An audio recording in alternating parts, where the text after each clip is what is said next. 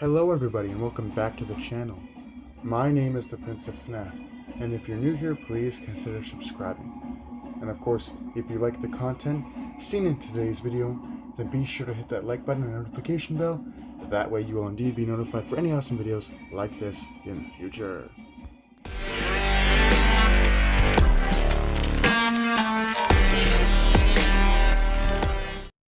Alright, ladies and gentlemen, I'm going to give it to you straight up. I bought a couple of Funko Pops for the brand new DCEU movie, Wonder Woman 1984, under the preset that the movie would actually be really good and be a blockbuster hit. Unfortunately, that was not the case, so I'm stuck with a couple of Funko Pops from the movie, but don't get me wrong, these are some really good Funko Pops. So today we're going to be taking a look at the Wonder Woman 1984 Funko Pop Heroes number 322, Wonder Woman Flying Edition. So this is Wonder Woman as she appears in the brand new DCEU film, and it looks pretty cool. You can see the cartoon image of her and the nice kind of glittery sort of rainbow colored backdrop, and you have the window there. You can see the figure inside. The side of the box, she's that awesome cartoonish rendition of the figure. The back of the box, which showcases all the other figures that are available. You have Wonder Woman, the Flying Wonder Woman. You have Wonder Woman in her Asteria's gold armor, and then you have Wonder Woman in her Asteria's flying gold armor. You have Diana Prince, you have Steve Trevor, Barbara Minerva, and the Cheetah. It's very interesting that they didn't include Mr. Gold in this, because he's kind of like a guy that can grant wishes, and he was one of the villains in the movie, but hey, I guess he wasn't cool enough to feature in the Funko Pop line. But anyway, I'm going to get this unboxed, and we'll take a closer look at the figure out of the box. So don't go away, there's more video to be had. Stay tuned. So here is Wonder Woman flying. Doesn't really look like she's flying though here, it just looks kind of like she's lunging into battle, which is still a cool pose for the character none the least.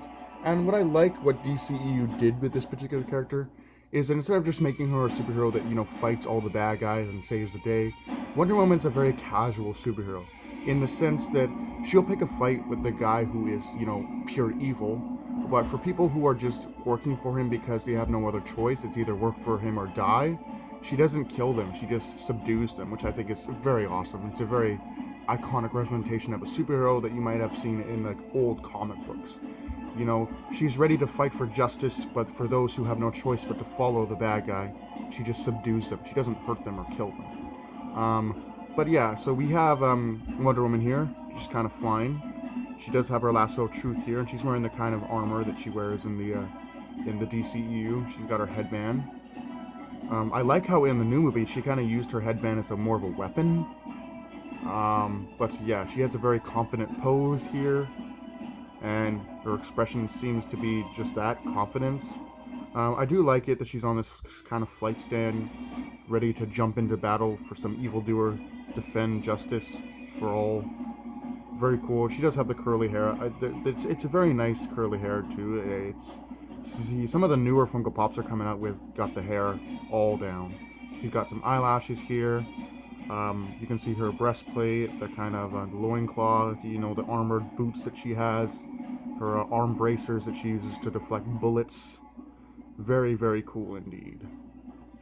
Looking at the back here, you can kind of see the armor, but it's kind of obscured by her sort of flight stand here. But it's still a very cool figure. The painting is kind of lacking, which is unfortunate because I've seen Funko deliver on some really nice painting on some of their figures, and there's no reason why this should be like this, because these came out years before. They just came out a couple months before the movie was even supposed to come out and that was like, the movie eventually came out on Christmas of 2020, so they had lots of time to figure this out. There's no need why they would have just released them so early, but it is still pretty cool. I like it. But let's do some size comparisons compared to this awesome Wonder Woman flying Funko Pop to some other DC Pops I have. So let's get it. Alright, so here's the brand new DCEU flying Wonder Woman next to the DCEU Birds of Prey caution tape Harley Quinn. And yeah, they look pretty cool together. I do like them, they look awesome. But moving on to our next size comparison.